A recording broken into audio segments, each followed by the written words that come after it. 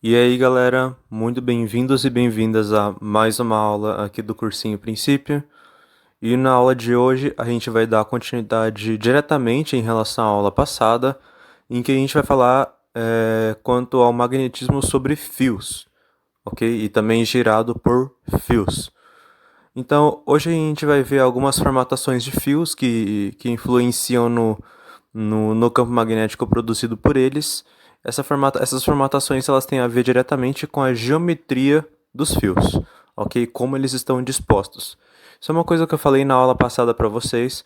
Eu falei que o fato de o campo magnético ter aquela característica, ela tem a ver seguindo a lei de Biot-Savart que a gente viu, ela ia ter aquela equação, aquela descrição matemática, justamente porque aquele era um fio esticado em linha reta e de um tamanho indefinido, tá certo? Só que também na oportunidade eu acabei falando, fios que estejam enrolados ou alguma coisa assim, eles acabam produzindo um campo magnético diferente, que é o que a gente vai estar vendo aqui hoje, beleza? Essa vai ser a última aula diretamente sobre esse tema, como uma consequência de um fenômeno que a gente vai estudar na aula seguinte, que é a indução elétrica e magnética. Na aula passada, a gente teve a nossa primeira aula sobre indução magnética, que eu falei sobre os fios retilíneos, e na aula que vem a gente vai falar então sobre indução elétrica, tá certo? Que é uma coisa um pouco análoga, mas que eu vou explicar para vocês na próxima videoaula. E o assunto dessa aula aqui de hoje possui aplicações mais comuns do que a gente imagina no cotidiano. A princípio, tipo, tudo vai parecer meio de outro mundo, assim, mas na verdade vocês vão ver que tá presente em aparatos que a gente não sabia que funcionava desse jeito. Mas na aula passada eu falei pra vocês desse cara aí, o Maxwell, né? Eu cheguei a mencionar ele quando eu falei da lei de Ampère, que teve uma correção feita pelo Maxwell e tudo mais. Então eu achei válido começar essa aula de hoje com uma breve biografia sobre ele. Então, James Clerk Maxwell, nascido em 1831 e falecido em 1879, foi um físico e matemático britânico. Ele foi popularmente conhecido por ter contribuído muito para o eletromagnetismo, teoricamente, né? Tanto o clássico quanto o pré-moderno. E o nome dele vai nas equações que ele reuniu para descrever o comportamento eletromagnético da luz, ou seja, as equações de Maxwell. Em uma aula futura, eu vou explicar para vocês sobre as equações de Maxwell para falar do comportamento eletromagnético da luz, né? Mas eu adianto que basicamente o Maxwell ele pegou algumas equações que nem todas eram dele, né?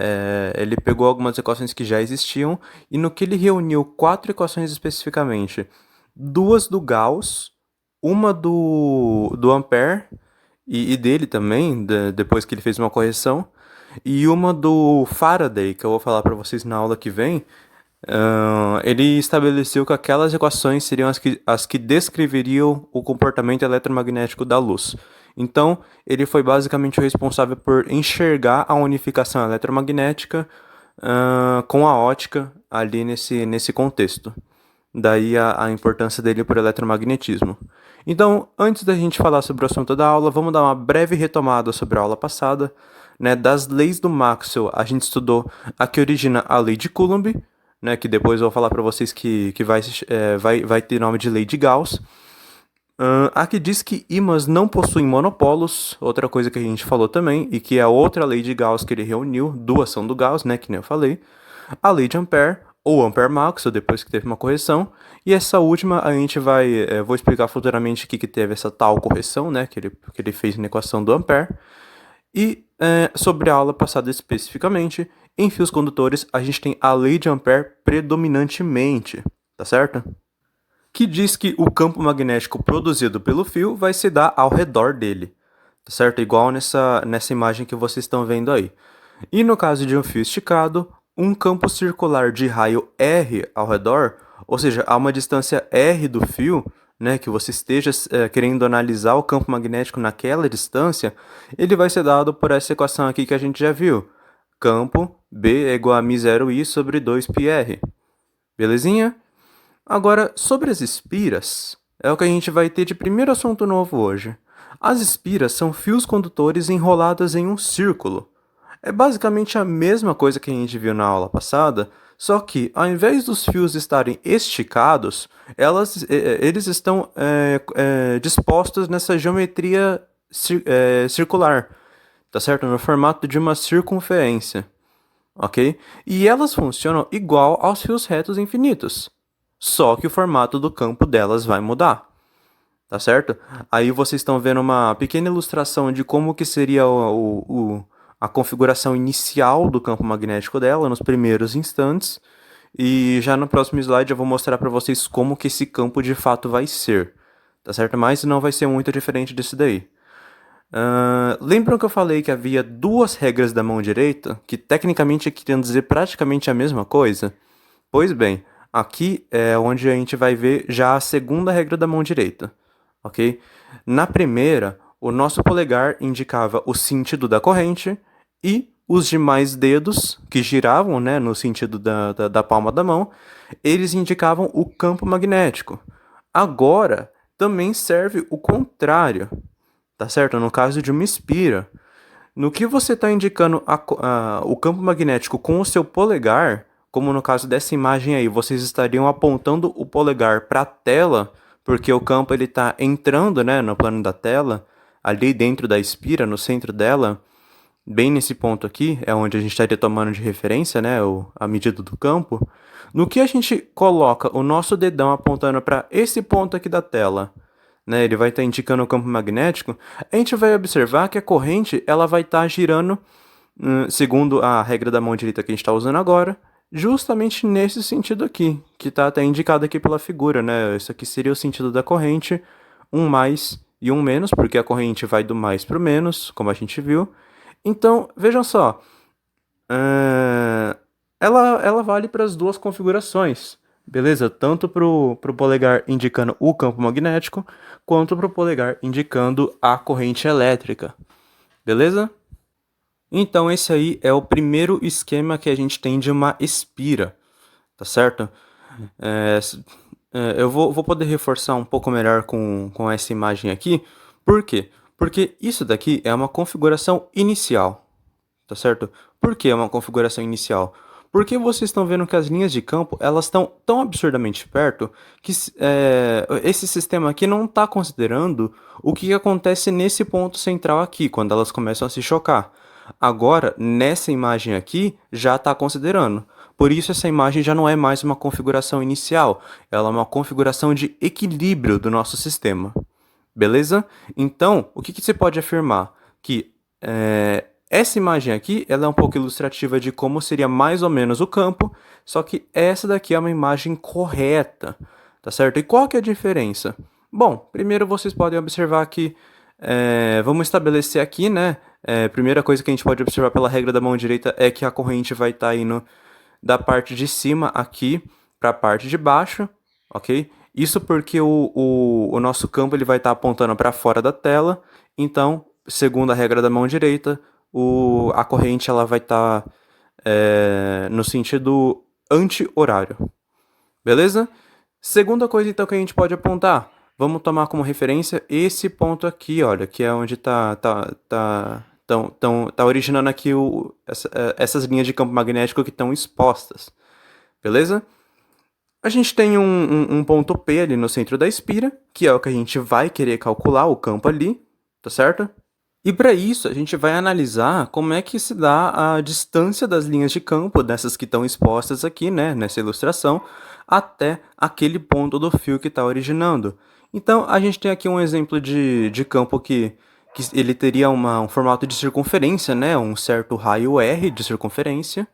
Aí depois, a gente tem esse daqui que ele já começa a ficar um pouco mais achatado, já para de ser uma circunferência, né? Começa a ser mais uma elipse, de certa forma, né? Até que a gente tem, então, a distância do nosso ponto de referência aqui do fio condutor até o meio da espira, tá certo? Em que vocês podem observar que, por uma repulsão das linhas de campo daqui de cima com as linhas de campo daqui de baixo, essa parte aqui no centro da espira vai ter uma linha de campo magnético reta, tá certo? Ela não vai ser curva nesse ponto, porque ela vai estar em perfeito equilíbrio aqui. Então, tipo, todas as coordenadas angulares, digamos assim, né? Tudo que faria com que essa linha se achatasse, se distorcesse, vai acabar se anulando entre os extremos da espira. E aí a gente tem que esse ponto central aqui, ele vai ter uma linha de campo magnético reta. E é justamente em cima dela que a gente vai calcular, então, a partir da equação da espira, o campo magnético. Pela lei de Biot-Savart, dada a dificuldade, né, de estabelecer pela origem da lei de Ampère, porque, como eu havia mencionado, a lei de Ampère ela é escrita de uma outra maneira em relação à lei de Biot-Savart, apesar delas descreverem o mesmo fenômeno, tá certo? Só que nessa configuração aqui, a lei de Biot-Savart ela é melhor para poder descrever o campo que está passando ali naquele ponto. Eu não vou mostrar para vocês a matemática na íntegra de como que se vem, de como que se origina a lei de Biot-Savart e da lei de Ampère, porque isso é de um ferramental matemático que vocês não veem no nível do cursinho.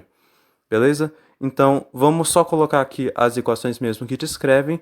Então, a gente tem que, pela lei de Biot-Savart, o campo vai ser igual a μ0i sobre 2r.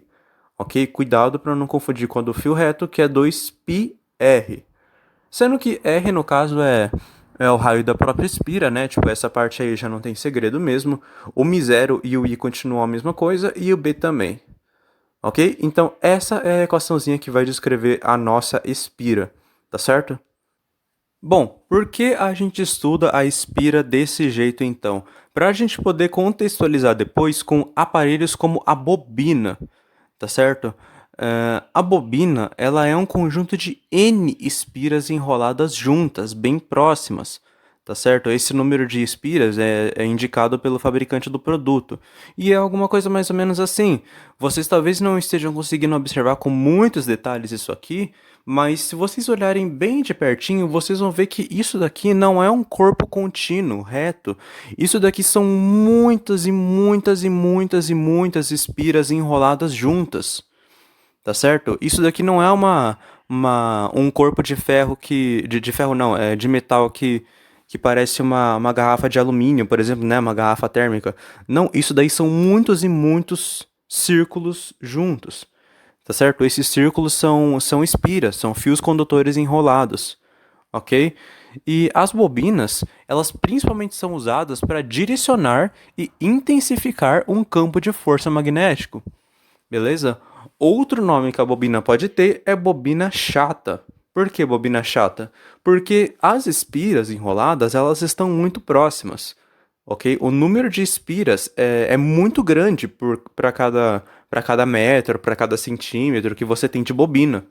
Beleza? Bobina de metro é complicado, hein? Mas enfim. Mas basicamente, tipo, elas estão muito, muito juntas. E é basicamente isso que quer dizer a palavra chata, de achatado. Beleza? Em um circuito, a bobina ela seria usada principalmente como um indutor, ok? Para quem se lembra, na aula de circuitos elétricos, eu estava falando sobre componentes de um circuito, nas aulas de circuitos elétricos, né?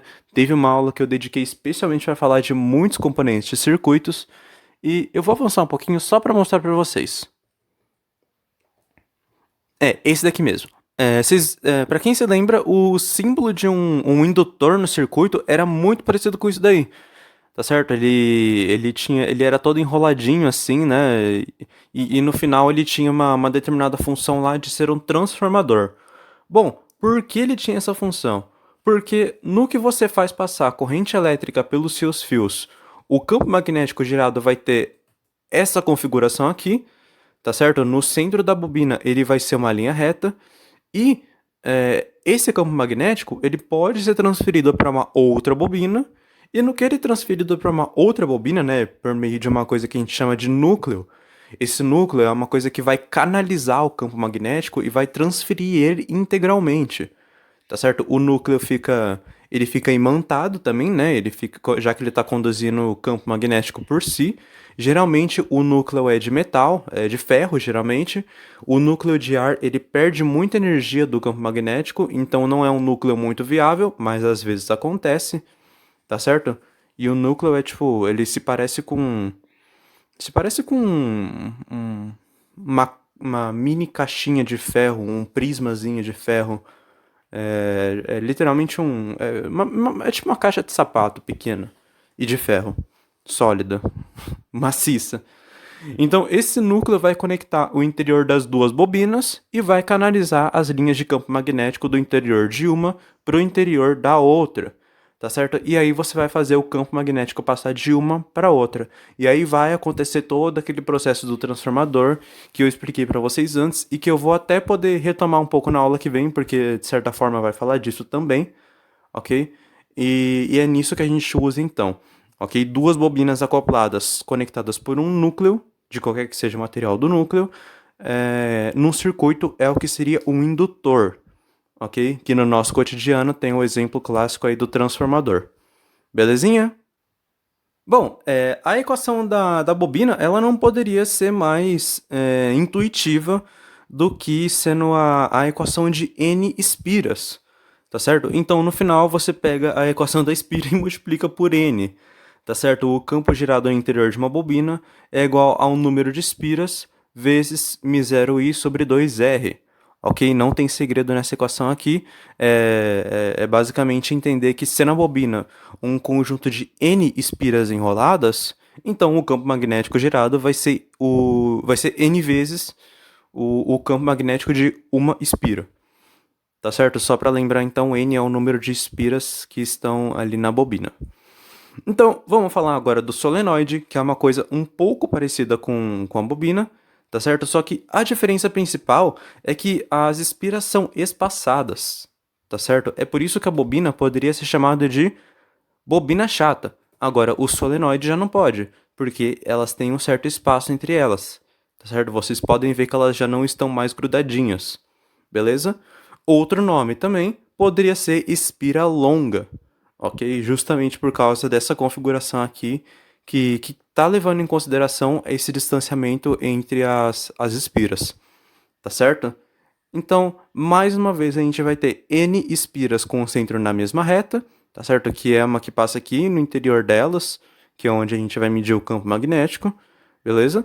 E a equação que vai descrever ela, girado no interior, né, o campo magnético, ele vai ser de N espiras concêntricas, só que vai ter uma pequena diferença para a bobina. Porque na bobina, a gente não precisava considerar o tamanho da bobina por si só, porque ele era razoavelmente desprezível perto da quantidade muito grande de espiras que tem.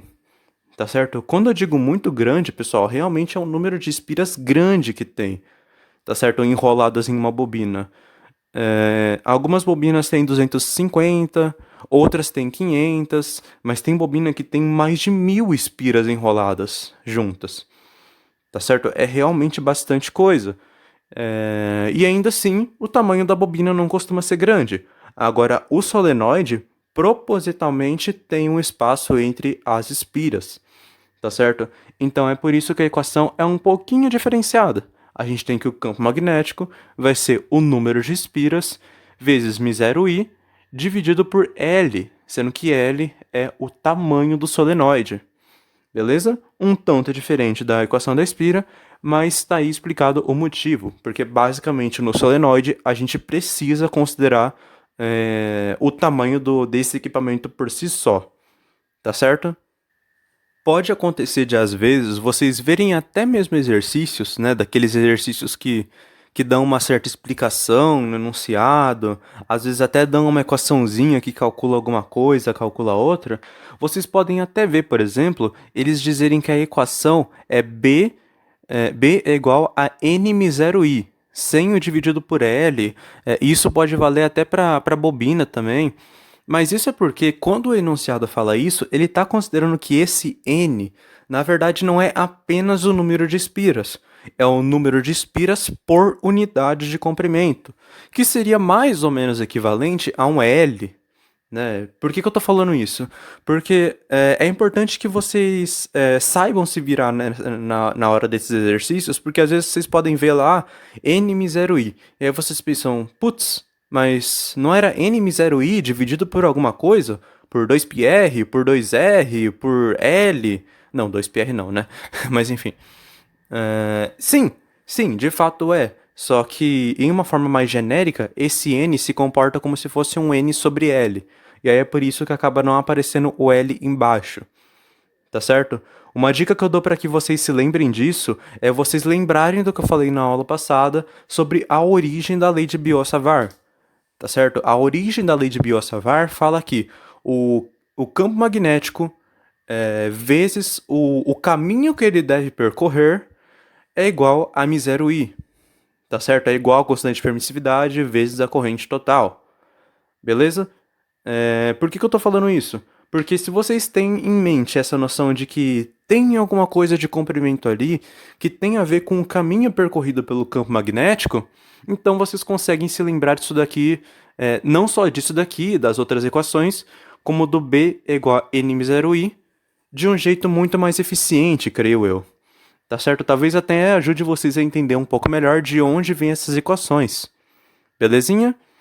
Então, vamos dar procedimento aqui. Eu não pude evitar de pensar, só um breve comentário. Eu não pude evitar de lembrar, enquanto preparava essa aula, de como ela ficou mais ou menos parecida com aquela aula sobre componentes de um circuito elétrico. Porque basicamente o que a gente está vendo aqui hoje é algumas configurações, né, diferentes de assuntos que a gente já viu antes, em aulas anteriores, nessa daqui especificamente na aula passada, né? Para falar sobre essas diferentes configurações que alteram o circuito, que alteram o campo magnético e assim por diante. Né? Para mim era um pouco difícil não lembrar disso. Mas fica aí só um breve comentário. E para quem sentir que precisa rever aquela aula também, né? Fica aí a possibilidade. Então vamos aqui fazer uma breve análise dessas equações que a gente obteve, né? Das proporções principais, né? Como já era esperado, a gente tem que o campo vai ser sempre proporcional à corrente, ou seja, quanto mais intensa for a corrente, mais intenso vai ser o campo magnético gerado por ela. O campo vai ser inversamente proporcional ao raio da espira ou o tamanho do solenoide, né? Ou seja, quanto maior for a espira em questão de raio, ou quanto maior for o solenoide em questão de comprimento, menor vai ser o campo magnético, tá certo? Menos intenso. E a gente também pode concluir, né, com essas últimas, que o campo vai ser mais intenso quanto mais espiras vocês tiverem, quanto maior for o seu N. Beleza? Que é uma coisa que já era de se esperar, né? Porque, tipo, você vai somar o campo de muitas e muitas e muitas espiras, e aí, obviamente, o seu campo ele vai ser maior quanto mais espiras vocês estiverem enroladas juntas. Independente se for um solenoide ou uma bobina, tá certo? O B vai ser proporcional ao N, ok? E agora a gente vai falar sobre um último assunto, ok? Que é sobre os fios paralelos. Vamos verificar a influência de um fio esticado sobre o outro. Ok, agora a gente vai voltar um pouquinho na aula passada. Essa parte de espiras, bobinas e solenoides a gente terminou. Ok, ficamos por aqui. E a parte de fios paralelos a gente vai dar uma breve retomada aqui, porque é importante que vocês saibam como que se comportam dois fios conectados. Conectados não, próximos um ao outro. Tá certo? No final, tipo, vocês vão ver que é uma coisa que vocês já viram, tipo, não é nada tecnicamente novo, mas é importante que vocês saibam disso porque tem perguntas que acabam falando sobre dois fios paralelos. Dois fios esticados paralelos. Beleza? E isso vai basicamente usar e abusar da aula passada, tanto do primeiro assunto quanto do segundo assunto. Beleza? Então, a gente tem que a força magnética que vai ser exercida por um campo magnético, né? Por um fio, nesse caso, porque um fio, como vocês podem ver aqui na figura, ele tá gerando um campo magnético que vai estar sendo sentido aqui pelo segundo fio, ok? Que é basicamente isso que a gente vai estudar de interação entre eles, é como que o campo magnético em um chega no outro e aí influencia, tá certo? Gera uma força magnética no outro. A força magnética, como a gente viu, vai ser Bill seno de θ, beleza? E o campo gerado por um fio esticado vai ser μ0i sobre 2πr. Nada novo até agora, só repetindo duas equaçõezinhas da aula passada. As duas equações da aula passada. Acho que você teve duas, né? Basicamente essas aí. Tá certo? Então, o que a gente vai fazer?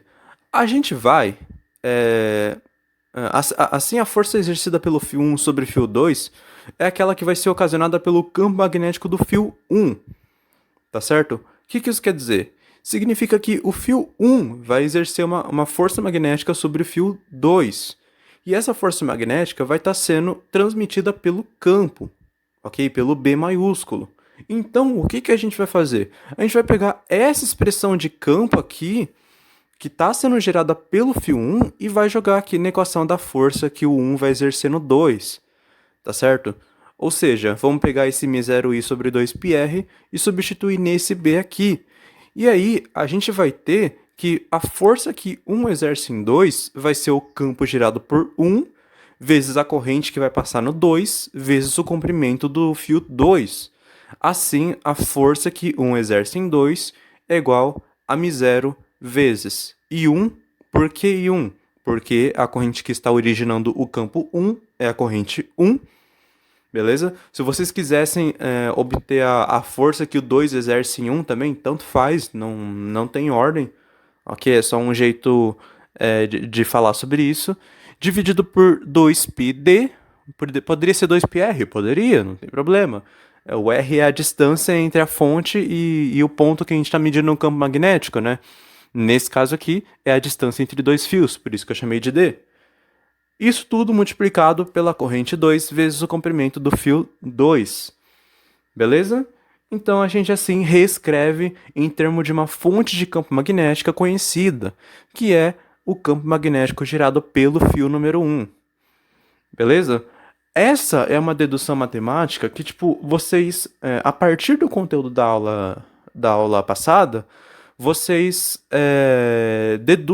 deduzem, tá certo? Só com as duas equações que a gente teve lá, que nem eu fiz aqui, beleza? Para vocês estudarem como que um fio número 1 puxaria ou empurraria um segundo fio que esteja conduzindo corrente elétrica também, beleza?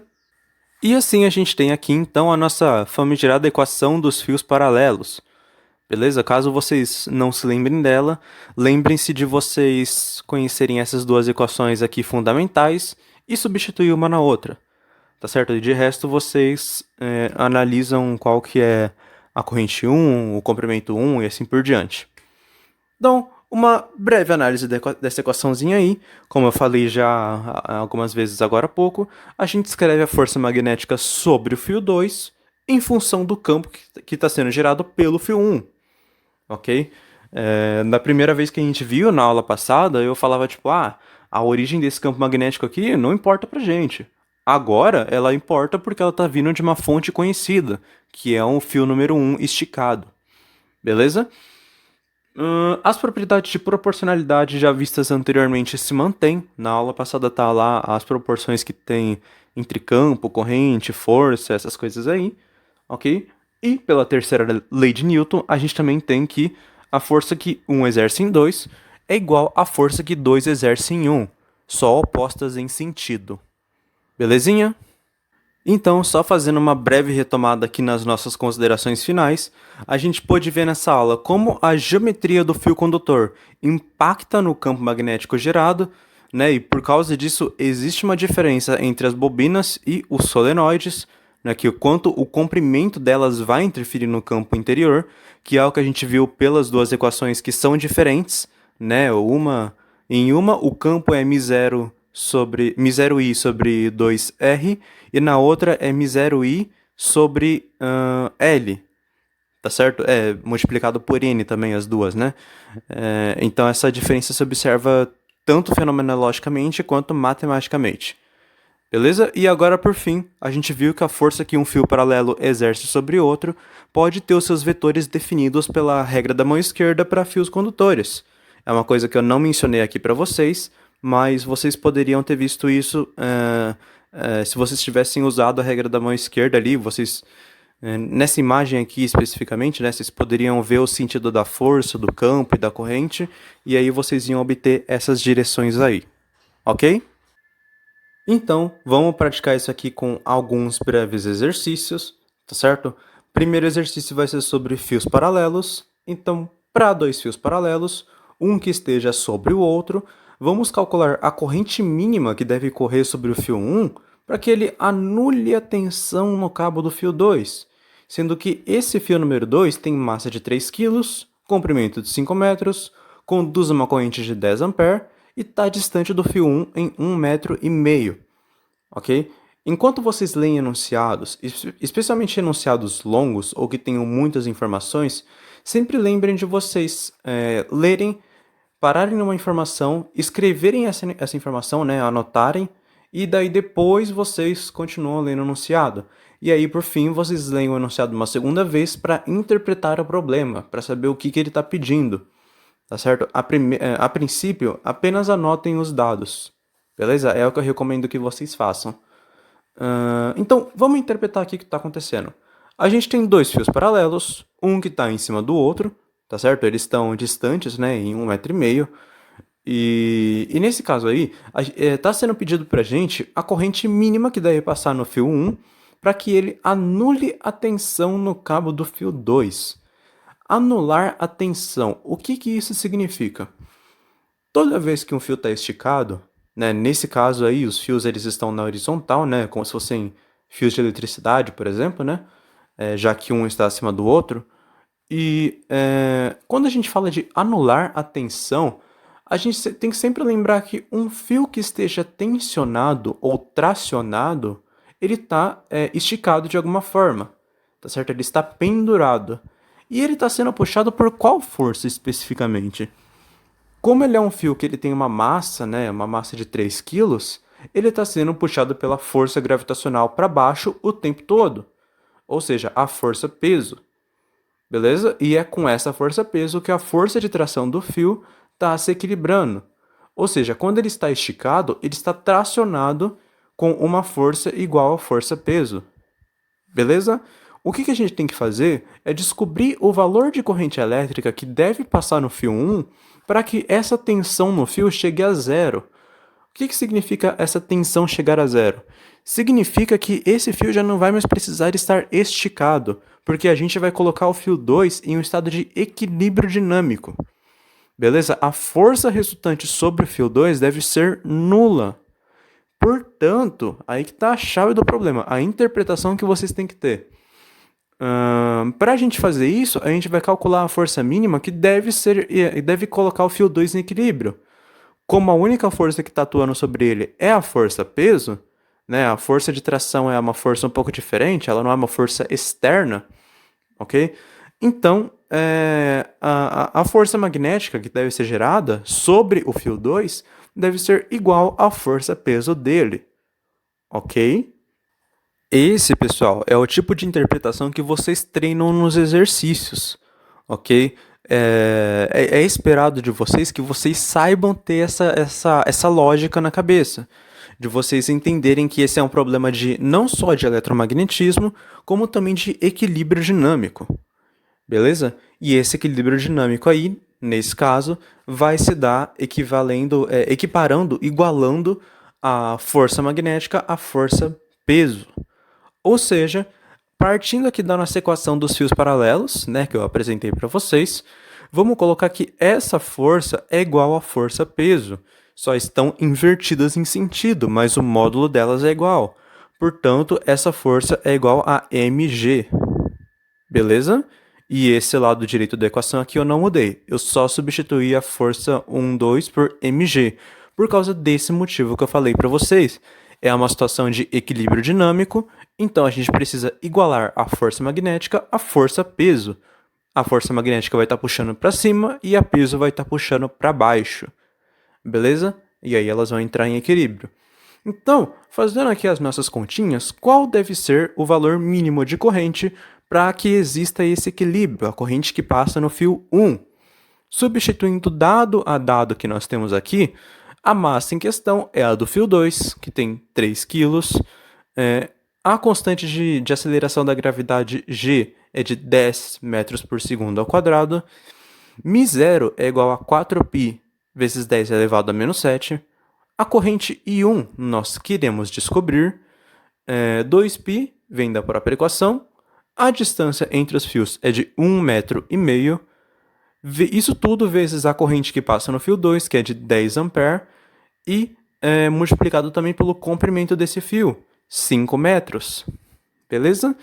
Então, fazendo todas essas contas aqui, isolando o I1, né? Tipo, eu acabei não fazendo porque isso aqui é literalmente só matemática, tipo, não é uma coisa que vocês precisariam de alguma outra sacada inicial, alguma coisa assim. O problema desse exercício é a sacada inicial, porque o resto é só matemática, tipo, vocês é só fluir as continhas com os números, multiplicação e divisão, tá certo? Daí, no final, a gente vai obter que a nossa corrente I1 vai ser igual a 0,45 vezes 10 elevado à oitava ampere, ok? E isso é igual a 45 mega ampere. O mega é igual a 10 elevado a sexta, beleza? Então, temos aqui o valor da nossa corrente mínima, uma corrente de fato muito alta e impossível de se passar, mas a gente tem que estar considerando também que já era de se esperar alguma coisa absurda. Por quê? Porque a gente está querendo fazer uma levitação uma levitação magnética em uma coisa que tem 3 quilos de massa e 5 metros de comprimento, né? E que está passando uma corrente alta, mas ao mesmo tempo, tipo, não o suficiente assim para você equilibrar desse jeito, né? Então, a corrente mínima realmente tem que ser muito alta. Beleza? Então, temos aqui a resolução do nosso probleminha. Por fim, então, só mais um breve exercício aqui antes da gente finalizar. Vamos fazer um exercício sobre bobinas, tá certo? Esse exercício aqui eu quero só mostrar uma pequena amostra de como que funciona a equação dela, ok? Então vamos colocar para conduzir aí 5 amperes de corrente, tá certo? E obter o campo magnético que vai ser gerado no interior de uma espira, que tem 2 centímetros de raio, ok? Sendo assim, qual seria o campo magnético gerado por uma bobina que tem 500 espiras? Tá certo? Então, antes de tudo, vamos calcular o campo de... Vocês podem ou calcular direto, né? Pela equação da bobina, ou vocês podem calcular a espira e depois a bobina, tanto faz. Eu fiz desse segundo jeito. Então, calculei aqui primeiro a equação o campo magnético de uma única espira. μ0 é 4π vezes 10 a menos 7. I está passando 5 amperes de corrente, né? E 2 vezes o raio, que é de 2 centímetros. 2 vezes 10 a menos 2. E aí a gente tem que isso daqui vai ser igual, fazendo aqui as matemáticas, né? Vai ser de 5π, porque o 4 vai cancelar com esse 2 e com esse 2 aqui, vai ficar só 5π em cima, vezes 10 elevado a menos 5, porque aqui tem 10 a menos 7 dividido por 10 a menos 2. Então vai ficar 5π vezes 10 a menos 5 Tesla, que é igual a 50π Gauss. Tá certo? Aquela unidade reduzida de campo magnético, ok? Então, se esse daqui é o campo magnético gerado por uma espira, qual que deve ser então o de 500 espiras na bobina? Bom, veja só, o campo da bobina vai ser 500 vezes o campo da espira. Logo, o campo da bobina vai ser de 2,5π vezes 10 elevado a menos 2 Tesla. Tá certo? Então, temos aqui a nossa resposta final sobre o tamanho a intensidade do campo magnético que vai estar sendo gerado por essa bobina. Belezinha? Então, pessoal, era isso aqui por hoje. Eu espero que vocês tenham gostado dessa aula, eu espero que vocês tenham entendido. Na minha cabeça ficou realmente bem parecida com a aula de componentes no circuito elétrico, mas é só um apontamento mesmo, só um pequeno déjà vu. Então, qualquer dúvida que vocês tenham, vocês podem sempre me mandar mensagem e tudo mais, ok? Então, até a próxima aula e tchau, tchau.